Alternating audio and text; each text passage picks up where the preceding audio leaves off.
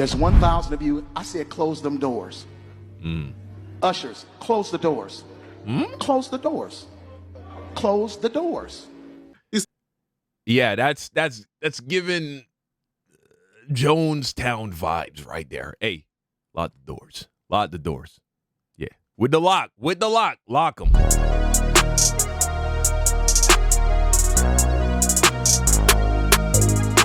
TikTok pastor career is over after doing this live on television by Poetic Flacco.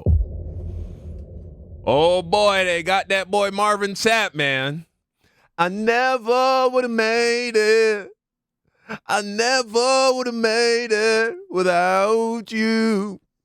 It's lit. I used to love that song back when I was, a Christian. It's lit right now on social media, bruh. Everybody is in an uproar.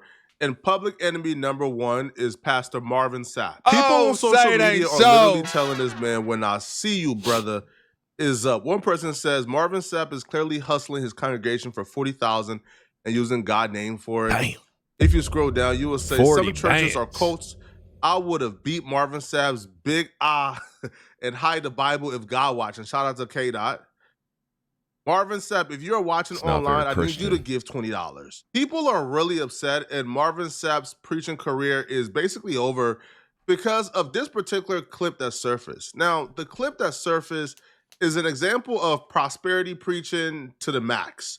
Marvin Sapp was asking his congregation to donate $40,000 to a particular cause. Now, like raising money in churches isn't really unusual, but it's the methods that Marvin Sapp took that a lot of people had a problem with. And they understand the cost that is involved. Okay. There's 1,000 of you. I said close them doors. Ushers, close the doors. Close the doors. Close the doors. Yeah, that's giving Jonestown vibes right there. Hey, lock the doors. Lock the doors. Yeah. With the lock. Lock them. Starts off by close and lock the door. And now everybody in the congregation is like, ha, ha, ha, ha, ha, ha. Right. Said, no, close and lock the door. Like, what? Close and lock the door. And he wants to close and lock the door so nobody can leave until they raise their $40,000 that they're wanting to raise. Kidnapping 1,000 people in the name of Jesus is absolutely absurd. We all gonna leave together. Y'all ain't going no place but to the restaurant. There's 1,000. That's a fact, though. That after Sunday service restaurant trip, man, good stuff right there. Of you tonight, and those that are watching, it's 1,000 that's watching online. This is a small seed. If I get 1,000 online to give this, if I get 1,000 in the sanctuary to give this, that's $40,000 tonight. I'm challenging each of you all down here to give a $20 seed. You know, it's so crazy how in churches like this that do this, because it's not all churches that do this. We can't pretend like this is every church. These pastors love to challenge you. It's always on you. It's always your fault. Why they don't challenge God? God, I'm challenging you to make this $40,000 appear. I'm not even going to ask my congregation. I'm challenging you because I put all my faith in your ability to make this thing happen. If it is your will that it be done, then you're going to make it happen. I'm not even going to open my mouth and tell people. And again, there are pastors who move like that. There are pastors who don't ever ask for money. I've met some of them. So credit where credit is due. I mean, whatever. But point is, these guys, they always put it on you. Oh, it's your fault. This is a sign of your lack of faith. Crazy work, man. I think $20. And Marvin Sapp, man, such a great songwriter. A lot of money. $20, believe it or not, when my late wife, Melinda P. Sapp, was alive, was a good date. I could take her to the movies, buy a box of popcorn, get one soda, 2 straws. That's I wasn't crazy. cheap. That's swag. I was looking. That was back in the day, brother. Right now, you coming up out of your $24 just to get the movie tickets for you and your girl. Her eyes, she's looking in mine. $12 a ticket. can't do that no more. Asking for a donation is one thing, bruh. Holding the church hostage, not wanting to end service until you get the 20,000 from the people in person is kind of crazy, bruh. And apparently church got sections now, right? Because so he asked for $20 and then turned to the people behind him and said, hey, because y'all sitting up here, I need $100 from y'all, bruh. Whoa, okay. VIP. Yo, it comes across as that's like a VIP very section. greedy and money thirsty. Mm-hmm. Now, everyone up here, we've all sold and seeded, but I need everyone standing up here with us, with me, to plant a seed of $100. Because again, it costs to sit up here. I got you. Why do it cost to sit anywhere in the house of God? What if this You ain't know they got VIP sections in church, bro? What's wrong with you? person got up today, came to church, and they have nothing in their account? They have $0, and they're just coming to worship and serve God. But now they're being forced to give $100, and if they don't give $100, they're now treated like freaking pariahs because they can't afford it, bro. In this economy, not everybody have $100 just to give. And the fact that you're placing that burden, that financial burden on them because they decided to sit somewhere in church is crazy, bro. There should not be a tax for sitting. Well, that's the leadership, you know. To whom much is given, much is expected. Somewhere in the house of God. Is that the Bible or Spider-Man? No, that's with great responsibilities. Great power comes great responsibilities. That's Spider-Man. That's Uncle Ben. But to whom much is given, much is expected. Is that the Bible? I'm not sure. Let's see. So put your 20 away, preachers. That 20 wasn't for you. And this is what I need you to do. If you're giving electronically or even if you're giving tangibly, I'm going to have y'all come to the altar and give it because I need to. Yeah, that's Luke 12:48. You know. It's all starting to get a little fuzzy up here, guys. See 1,000 people moving. Bring them baskets. I want the baskets up here. I want to see the folk. Y'all start moving. Y'all can bring it right now. Come. Even if you're giving tangibly, just put your hand on take your phone and stick it on the bucket. Huh? They got a card reader? Now I like how he take out his money. It's like, bro, you know that's going right back in your pocket, huh? When that go in the bucket, that's where you take your cash from. Well, then again, Marvin Sapp, he is a successful music artist. Let's not assume, right? Well, he probably does get a paycheck from the church. Come on now. You should get the most then. You should give 1,000. Giving is worship. Marvin, you're rich. Or at least you should be breaded up to a degree. You should give 1,000. Giving is worship. Giving is worship. I love that. I love that. Giving is worship. Mm-hmm. This ain't the time to talk. 1,000 people need to give $20. 1,000 people need to give $20. 1,000 people online need to give $20. This is easy, saints. This is an easy miracle. Right. We should be able to raise $40,000 tonight just from y'all giving. That means it's not a miracle. That's literally we just came together and did that. That's not a miracle. That's it.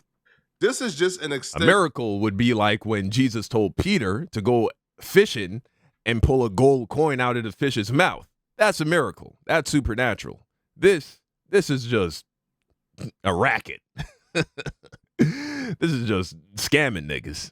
Mention of the culture of materialism in today's house of worship.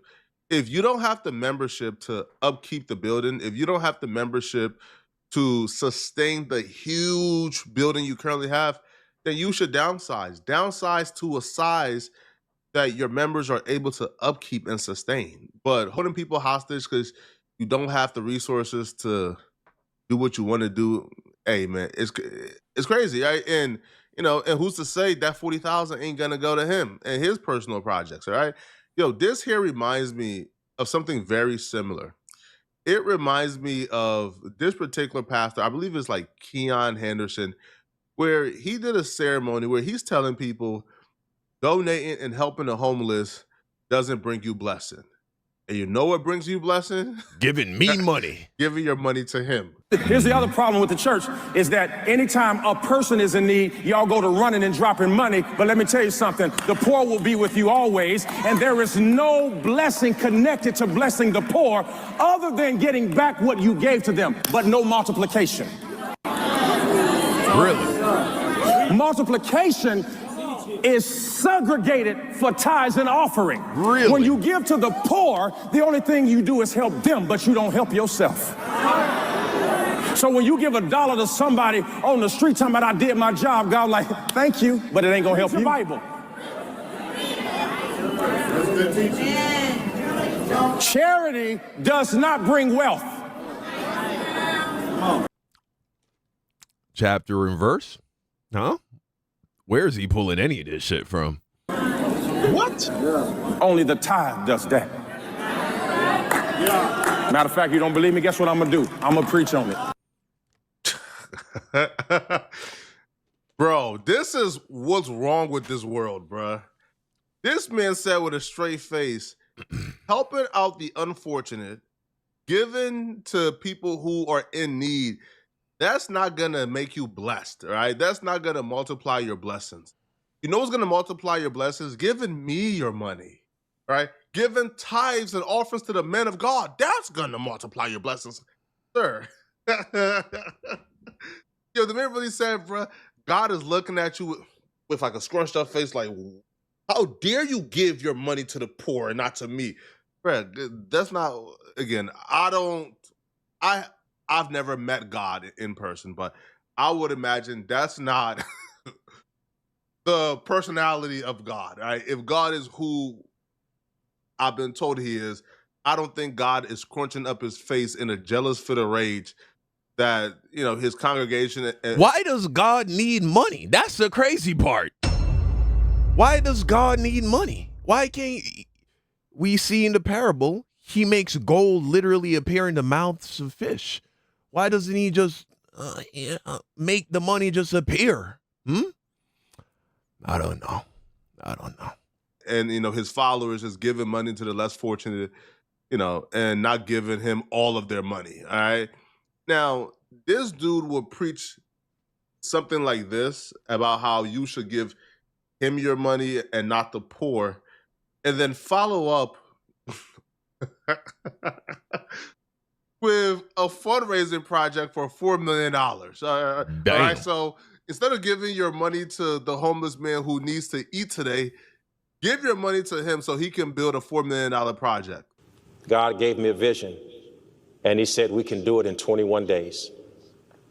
I'm asking 2,100 people to give $2,100 in the next 21 days. Wow. It was what God had given me.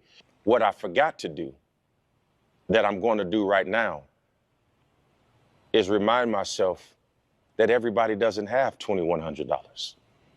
And the Lord convicted me on that, and I went back and I prayed about it, and I want to apologize for not offering an opportunity for people who don't have it like that. But wait, what about the first vision? Wasn't the first dream from God too?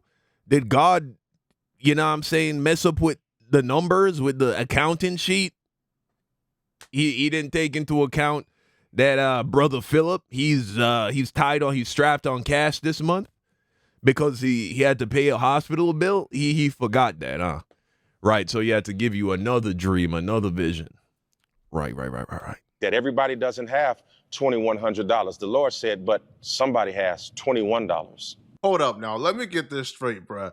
So you said God gave you a vision, and God told you that 2,100 people is going to give $2,100 in 21 days. And then you follow that up with, I went back to God and I preached, and God told me, not everybody gonna have $2,100. $21 will take, sir. Like, aren't y'all the poor and needy? Like, if it's no blessings coming from giving to the poor and needy, then aren't you the poor and needy? Aren't y'all the ones who are always asking for money? So then I'm getting no blessing by giving to you because you're just as poor as the bum on the street, bro. Y'all always asking me for money. All right, things like this, man, it's absurd, yo. These mega churches do not represent the overall majority of churches in America. So I just want to make that clear because I feel like these mega churches will give regular churches a bad name that's filled with people just trying to serve God, right? And also, too, this is not just a black church problem, right? Because I know what y'all are probably going to say, Flacco, you always talk about black folks. No, this is just a bad people who get into service problem. All right. Here's a white pastor doing something that's very outrageous. A man came to his church wanting prayer, and the pastor had his congregation drag him out. Sit down. What are you coming up here to do? You want to come take over the service? Huh? What do you want? What? I just want a prayer. Oh yeah, this is Steven Anderson, huh? Get out of here. Can I get a little grace? No, you can't. No, you get out of here. Get him out of here. Drag this bozo out. Pull him out. Hey, help him out. Get him out. Ah, yes. True man of God, this guy. And you know what? Anybody wants to come up here and take over the service? We'll throw you out of here, buddy. This church is not a free-for-all. This isn't an open mic. This isn't a karaoke bar. Okay? I'm the man of God here. I meet the qualifications. Wah, wah, wah, wah. Wah, wah, wah, wah. Angry, fucking, childish, emotionally stunted men. So many men like that become pastors. I run this church, and if you don't like it, then get out. This is not some church where every first-time visitor and brand-new believer and people who've never even read the Bible are going to come up and take over the service. Not happening. Okay? If you want that kind of watered-down leadership, go to some house church with your Amish buddies and sit around the coffee table with your coffee clatch. This is a New Testament church. We have a bishop here. We have an overseer here. Like it or lump it. Now, I wonder... this is something that these people should ask themselves. Would he be talking like this if the character of Jesus was actually in the room? The person that they believe to be Jesus, who is spoken about in the New Testament, if he was standing in the room, how many of these men would speak like this? I would imagine none of them. Now, before you go, there's something I want you to do for me. My dad, yes, my father, Dr. Don C. Hines, PhD. This is my dad. He sits on the board of a hospital. The name of the hospital is Harmony Healthcare Long Island. And he does it as a way to give back to the community. And this hospital is currently in a competition to win grant money from the government, money that will then be used to give discounts to lower income families who do not have health insurance. All you have to do to help us win this competition is go to this link I have put in the description. It will take you to a website called woobox.com, and you're just going to select this hospital, Harmony Healthcare Long Island. I'm going to go ahead and select that, and then you enter in your first name, your last name, and a unique email address. So I am just going to enter in one of my email addresses. Now, be assured you will not be contacted and your address will not be saved. Don't worry about junk mail or spam. This is only for the sake of making sure that you are a unique individual. And then you submit your vote. And you can vote every day until March 31st. If you want to help me, help my dad, that would mean a lot to me. I know it will mean a lot to him. So go ahead. It'll only take you, as you can see, literally not even 30 seconds to do. Go ahead. It won't cost you a dime. And there are going to be people who will greatly benefit from your taking this time to do this. All right, guys. Thank you. That's it.